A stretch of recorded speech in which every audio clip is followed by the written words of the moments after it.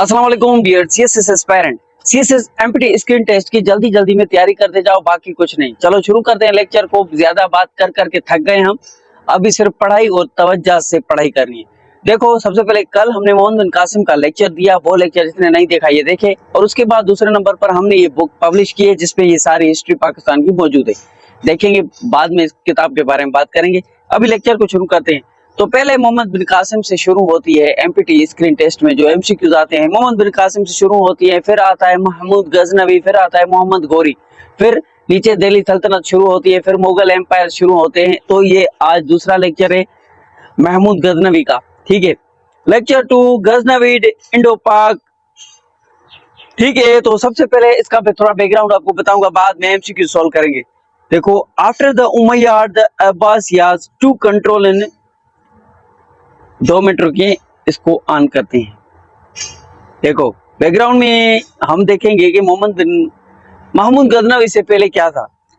750 AD में control था अब्बासियों का, और उमैया डायनास्टी के बाद अब्बासियों ने कंट्रोल किया। हाउएवर, कैसे भी their power in Sindh was weak, Sindh पर इनका कंट्रोल जो वीक था। और ग्रेजुअली दे लॉस्ट इन्फ्लुएंस, धीरे धीरे उन्होंने अपना कंट्रोल खो दिया। तो पहले उनका कब्जा था, बाद में वो मतलब के लूज हो गए। अब देखो, बाय द 10th सेंचुरी, जब 10th सेंचुरी शुरू हुई, India was divided into many small kingdoms, छोटी छोटी रियासतों में तकसीम हो गई, छोटी छोटी रियासतों में। और राजपूत स्टेट्स, राजपूतों की स्टेट थी, वो स्ट्रांग बन गई। ठीक है, ड्यूरिंग दिस टाइम, इस वक्त के दौरान, a new power rose in the Central Asia। Central Asia कहाँ से है? अफगानिस्तान से है। उज्बेकिस्तान, तजाकिस्तान, तुर्कमेनिस्तान, ये 5 जो इधर अफगानिस्तान के ऊपर, पाकिस्तान के इस साइड इंडिया है, इस साइड सेंट्रल एशिया है। तो वो वहां से महमूद गजनवी आए पाकिस्तान इंडिया के अंदर, बड़े सगीर सब कंटिनेंट के अंदर, सेंट्रल एशिया की तरफ से आए। द रोज पावर, मतलब कि उसका पावर वहां से शुरू हुआ, वो वहां से उभरे। The Ghaznavids who soon entered the political scene Indo Pak, तो ये पॉलिटिकल में आए। उसके बाद हम देखते हैं राइज ऑफ महमूद गजनवी। महमूद गजनवी का किस तरह से इन्फ्लुएंस और किस तरह से वो बढ़ते गए। सबसे पहले आप देखो, real founder of Ghaznavid empire power was सुल्तान महमूद गजनवी। देखो, गजनवीड जो पावर था, जो बनी हुई थी ये हुकूमत, ये मोहम्मद, इनके सुल्तान थे सुल्तान मोहम्मद गजनवी। रूल्ड 998 एडी से लेकर 1030 एडी तक इसकी हुकूमत चली। ठीक है, अब देखो, his capital was Ghazni, located in the present Afghanistan. Afghanistan में एक, पाकिस्तान के बॉर्डर के साथ ही गजनी एक इलाका है जहां पर इसका पहला क्या था, कैपिटल था मोहम्मद गजनवी का, जो इसने अपनी गजनवीड एम्पायर बनाई थी, उसका कैपिटल था। He is famously remembered as a idol breaker. इसको आइडल ब्रेकर कहा जाता है, या बुत शिकन इसको कहा जाता है, क्योंकि ये बुतों को तोड़ते थे। महमूद गजनवी बुतों को तोड़ते थे because of his attack on Hindu temple. ये हम एमसीक्यूज बाद में डिस्कस करें। थोड़ा बैकग्राउंड आपको जरूरी है बताना था कि आपको पता चले कि मोहम्मद गजनवी कहाँ से आए, कौन थे, क्या करते थे, किस तरह से इन्होंने अपनी सल्तनत को आगे बढ़ाया। Mahmud Ghaznavi main objective were to expand his political power. Mohammad Ghaznavi का मेन मकसद ये था कि वो अपनी पॉलिटिकल पावर को, मतलब कि अपनी सल्तनत को बढ़ाना चाहता था। गेन वेल्थ, दूसरा उसका मकसद ये था कि दौलत को बढ़ाना। तीसरा उसका ये था कि ये खजाना कहाँ से लूटते थे, ये हिंदुओं के मंदिर से, क्योंकि सोमनाथ के मंदिर पर सोना ही सोना था, सोने की इतनी बड़ी मूर्ति थी, ये लेके आया था तोड़कर। ठीक है, उसके बाद इसका चौथा मकसद ये था कि इस्लाम को फैलाना। ठीक है, तो एट सेम टाइम, इसी वक्त, he was pattern of culture. इन्होंने प्रोमोट किया किसको, अपने कल्चर को, स्कॉलर्स को, मुसलमानों के जो स्कॉलर थे, और पर्शियन लैंग्वेज को इसने प्रोमोट किया, इसको बढ़ावा दिया, इसको बढ़ाता गया। सपोर्ट किया आर्ट और आर्किटेक्चर्स को इन्होंने मोहम्मद गजनवी ने इन चीजों को प्रमोट किया, इन लोगों को आगे किया। आगे चलते हैं, तीसरे नंबर पर आता है महमूद गजनवीज एक्सपेडिशंस 17 टाइम्स इंडो पाक। ये जो 17 हमले थे महमूद गजनवी ने इंडिया में सोमनाथ के मंदिर पर अटैक किए थे, जिसपे सोना ही सोना था। और ये बड़े सगीर में इन्होंने 17 बार हिंदुस्तान में हमला किया था महमूद गजनवी ने। मोहम्मद गजनवी इन्वेडेड इंडिया सब कंटिनेंट 17 टाइम्स 1001 एडी से लेकर 1700 एडी तक। ये मोहम्मद गजनवी ने इन्वेंट किया, चढ़ाई की, इंडिया बरे सगीर में 17 टाइम हमला किया। इनका फेमस है 1001 से लेके 1027 तक इन्होंने हमले करता रहा। इन 1001 AD he fought battle of Peshawar, defeated Jaipal, Hindu shahi ruler था जयपाल, उसको इसने जंग थी पेशावर में तो महमूद गजनवी ने जयपाल को शिकस्त दी, इसको हरा दिया। उसके बाद इन 1008 में ही डिफीटेड आनंदपाल, जयपाल का सन था, जयपाल ऊपर लिखा है, ये इसका सन था। Battle of Waihind near Peshawar, ये पेशावर के नियर थी, वो पेशावर में थी। देखो बिटवीन 1005 और 1027 AD he launched several raid into Punjab, Sindh and Gujarat. इन्होंने कई बार हमले किए पंजाब पर, सिंध पर और गुजरात पर, क्योंकि ये अफगानिस्तान से आए थे। तो पहले आने से पहले तो इन इलाकों पर कब्जा किया, फिर आगे दिल्ली, फिर सोमनाथ का मंदिर, बहुत ही दूर श्रीलंका की तरफ अंदर है इंडिया में। His most famous attack was in 1025, ठीक है, 1025 AD में he was read the Somnath temple in Gujarat में था। ही लूटेड इनोमस वेल्थ का मतलब होता है बहुत सारी दौलत लूटी, which made him very powerful, जिसने इसको बहुत पावरफुल बना दिया। Almost every time Punjab was main target and gradually Mahmud annexed it into his empire। देखो ऑलमोस्ट एवरी टाइम, हर time Punjab was main target.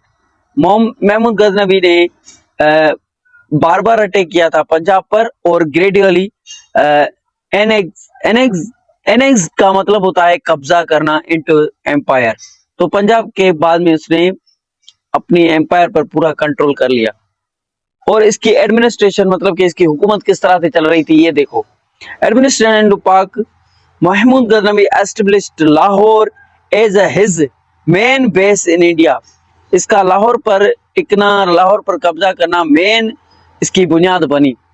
He appointed governor to manage Punjab and other conquered area.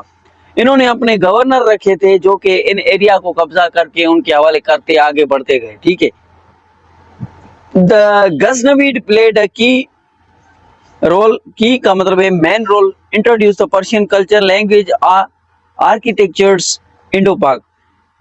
इसने बड़े सगीर में, इंडो पाक का मतलब है बड़े सगीर में, सब कंटिनेंट में इन्होंने अपना पर्शियन कल्चर, लैंग्वेज और आर्किटेक्चर्स को इंट्रोड्यूस करवाया। Almost with his military camp spread Islam. इसके साथ साथ इसने मिलिट्री की कैंप्स लगाई, इस्लाम को फैलाया मजबूती से, through efforts of Sufi cents and who came during period. तो मोहम्मद गजनवी ने अपनी कैंप लगाई, मिलिट्री की, अपनी फौज की, और इस्लाम को फैलाया मजबूती के साथ, कोशिश की सूफी जो आलिम होते हैं, सूफी सेंट्स होते हैं, उनके साथ मिलकर, ठीक है। आगे चलते हैं। अब देखो ये हो गई कंप्लीट बात। अभी हम देखते हैं डेक्लाइन कैसे हुआ। डेक्लाइन के बाद हम एमसीक्यूज देखेंगे, जिससे पता चले कि एमपीटी स्किल टेस्ट में एमसीक्यूज जो आएंगे, ऊपर तो आपके बहुत सारे एमसीक्यूज बन गए होंगे, आप याद कर लें। देखो डेक्लाइन, महमूद गजनवी का डेक्लाइन कैसे हुआ, ये खत्म कैसे हुआ इनका एम्पायर। आफ्टर महमूद डेथ 1030 में इनकी डेथ होती है। His successes were very weak.